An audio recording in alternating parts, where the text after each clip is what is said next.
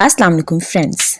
क्या आपके मुंह में कुछ दांत नहीं है या किसी भी इंजरी की वजह से आपके टीथ क्रैक हो चुके हैं जिसकी वजह से आपको खाना चबाने में बहुत डिफिकल्टी फेस करना पड़ती है?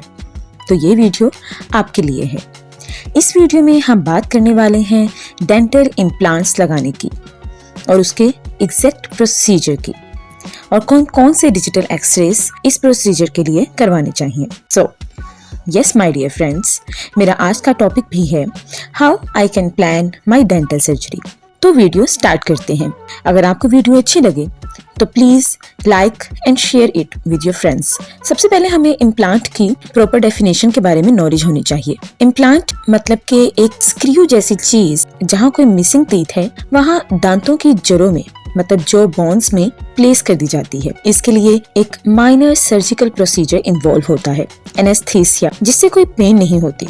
जब इम्प्लांट जबड़े की हड्डी से मींस जो बोन से फिक्स हो जाता है तो फिर साइज के दांत बनाए जाते हैं पेशेंट्स के अकॉर्डिंग। सो हमारा फर्स्ट स्टेप है consult your dentist and discuss your case in details. एक प्रॉपर प्लानिंग के थ्रू इम्प्लांट सर्जरी का रेट सक्सेसफुल हो सकता है। फर्स्ट ऑफ ऑल आप डिसाइड करें कि आप एक या दो इम्प्लांट कराना चाहते हैं मींस सिंगल इम्प्लांट, या दो से ज्यादा इम्प्लांट कराना चाहते हैं मींस मल्टीपल इम्प्लांट, या फुल माउथ इम्प्लांट सर्जरी कराना चाहते हैं। तो सबसे पहला स्टेप है डेंटिस्ट से कंसल्टेशन। मतलब आपके सबसे पहले डेंटिस्ट से कंसल्टेशन होनी चाहिए और जो कंफ्यूजन्स क्यूरीज आपके माइंड में हैं उससे बात करें, अपनी मेडिकल हिस्ट्री जरूर डिस्कस करें। सेकंड स्टेप है 3 इम्पोर्टेंट स्कैन्स। इसमें सबसे पहले आता है RVG। सो नेक्स्ट स्टेप में डेंटिस्ट सबसे पहले RVG मींस रेडियो विजुओग्राफी करेगा। इसे डिजिटल डेंटल एक्सरे भी कहा जाता है। ये डिजिटल स्क्रीन पर दांतों और उनसे एसोसिएटेड स्ट्रक्चर की बेस्ट रेजोल्यूशन प्रोवाइड करता है जो क्विक ट्रीटमेंट में हेल्पफुल रहता है।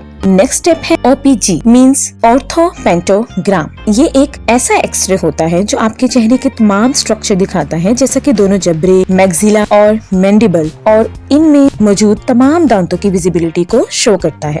इस एक्सरे के लिए आपको अपनी चिन मशीन में आगे करके रखनी होती है। Reasons why dentist suggest this scan: अकलदार की पोजीशन को देखने के लिए, सिस्ट या फ्रैक्चर को देखने के लिए और ट्यूमर की प्रेजेंस को देखने के लिए ये एक्सरे सजेस्ट किया जाता है जो कि सिर्फ 2 मिनट्स में हो जाता है। अगर आपको फुल माउथ इम्प्लांट्स करवाना है तो फिर आपको CBCT करवाना मस्ट है। CBCT मींस कोन बीम कंप्यूटेड टोमोग्राफी। ये 3D इमेजेस हैं जो क्रॉस सेक्शंस में दिखाई जाती हैं और CBCT और OPG में थोड़ा सा डिफरेंस है। ये CBCT क्रॉस सेक्शन फिगर्स को शो करता है और OPG ओवरलैपिंग फिगर्स को शो करता है। CBCT हमें बताता है कि किस जगह पर इम्प्लांट कराना है, यानी क्या इम्प्लांट की साइज है। ये सारी इन्फो ब्रॉड वे में देता है। जैसे अपर केसेस में इमेजिनरी टीथ यानी अपर जॉ के बारे में एक नेजल कैविटी बहुत बड़ा इशू है। दूसरा इशू साइनस का होता है।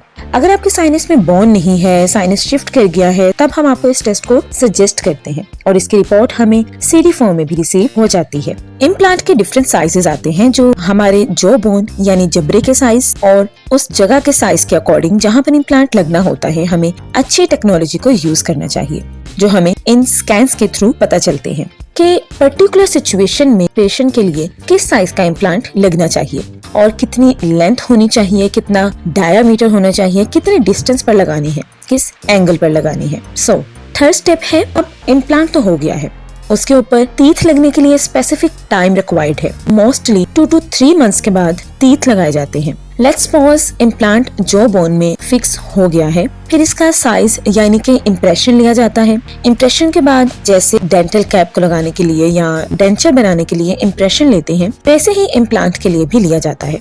फिर इसे डेंटल लैब में भेजा जाता है। वहाँ से इसके ऊपर पेशेंट के लिए दांत कस्टमाइज्ड होकर आता है और उस टीथ को उस इम्प्लांट के ऊपर स्क्रू से फिक्स किया जाता है। अब बात करेंगे कॉस्ट ऑफ डेंटल इम्प्लांट्स की।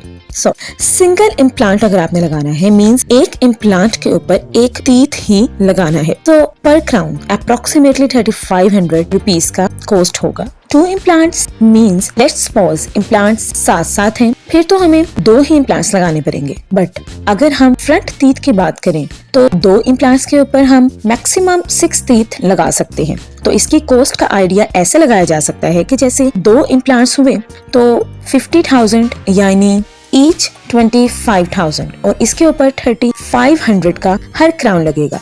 और इम्प्लांट 50,000 का लगा, तो 50,000 प्लस 21,000 टोटल कॉस्ट हुई अप्रोक्सीमेटली 71,000 रुपीज। अगर मोलर्स हैं तो हम 2 टीथ के मैक्सिमम 3 या 4 दांत लगा सकते हैं, तो इसकी कॉस्ट का आइडिया लगा सकते हैं। इम्प्लांट की 50,000 कॉस्ट और 3 मोलर्स लगाए जा सकते हैं, means 3,500 into 3 is equal to 10,500 rupees और इसकी अप्रोक्सीमेटली कॉस्ट होगी 60,500 रुपीज। ओनली अपर और लोअर। अगर ऊपर के सारे टीथ लगवाने हैं तो 6 इम्प्लांट्स लगाए जाते हैं, means 25,000 into 6 is equal to 1.5 lakh total cost आएगी। अगर 14 मीन्स 14 क्राउन्स लगाने हैं तो 35 into 14 is equal to 49,000 rupees and 1,50,000 plus 49,000 is equal to 1,99,000 rupees approximately cost होगी।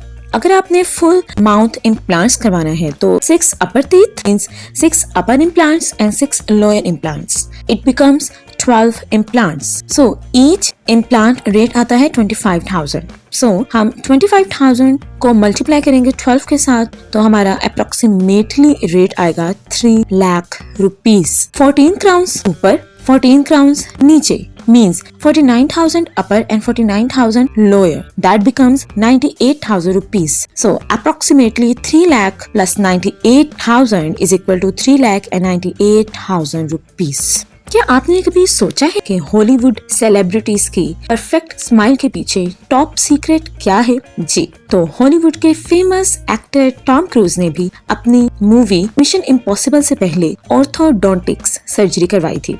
अगर आप ह्यूज डिफरेंस देखना चाहते हैं तो रिस्की मूवी मस्ट वॉच करें, जिसमें बहुत गैप और टेढ़े दांत थे टॉम क्रूज के। अब हम बात करेंगे इसके प्रिकॉशंस के बारे में कि हमें कौन कौन सी एहतियातें करनी चाहिए, कौन कौन से सेफ्टी मेजर्स यूज करने चाहिए। फर्स्ट ऑफ ऑल, जहाँ इम्प्लांट किया है उधर हमारा डेंटिस्ट एक कॉटन रखता है जिसे हमें आधे घंटे के बाद ही हटाना है ताकि ब्लीडिंग स्टॉप हो जाए। सेकंड, नेक्स्ट 24 आवर्स में हमें स्पिट नहीं करना, यानी हमें थूकना नहीं है ताकि फ्यूचर में कोई भी इन्फेक्शन ना हो सके। थर्ड, इम्प्लांट के आधे घंटे के बाद पेन किलर ले लेनी चाहिए। फोर्थ में आ जाती है कि हमें आइसक्रीम, शेक्स और जूसेस इंटेक करनी चाहिए ताकि सूदिंग इफेक्ट मिले, जिससे रिलैक्स्ड फील होगा और ब्लीडिंग भी स्टॉप हो जाएगी। नंबर 5 में आता है हमें आइसिंग करनी चाहिए बाहर की साइड से ताकि हमें मसल्स में स्ट्रेचिंग को भी आराम मिल सके, रिलीफ मिले और स्वेलिंग भी मिनिमाइज हो जाएगी। और हमें आइसिंग करनी है 3 to 4 times a day. Don't eat hard foods, means हमें पहले 24 घंटों में कोई भी हार्ड फूड, किसी भी तरह की सख्त चीज नहीं खानी है, लाइक एप्पल, जिससे हमें डिस्कम्फर्ट फील नहीं होगा। नंबर 7 पे आता है डोंट स्मोक एंड ड्रिंक। हमें स्मोकिंग नहीं करनी चाहिए, हमें ड्रिंकिंग नहीं करनी चाहिए, क्योंकि इसकी वजह से जो सारा स्मोक है वो हमारे माउथ के अंदर आएगा और उससे हमारी हीलिंग क्विक नहीं हो सकेगी। नंबर 8 में आता है ब्रशिंग सॉफ्टली, मीन्स हमें सॉफ्टली ब्रश करना चाहिए ताकि हम किसी भी किस्म के इन्फेक्शन से बच सके। आई होप मैंने आपकी तमाम क्यूरीज अपने इस शॉर्ट वीडियो में क्लियर करने की कोशिश की होगी। If you like my video so please subscribe and share it with your friends and also like it. Take care.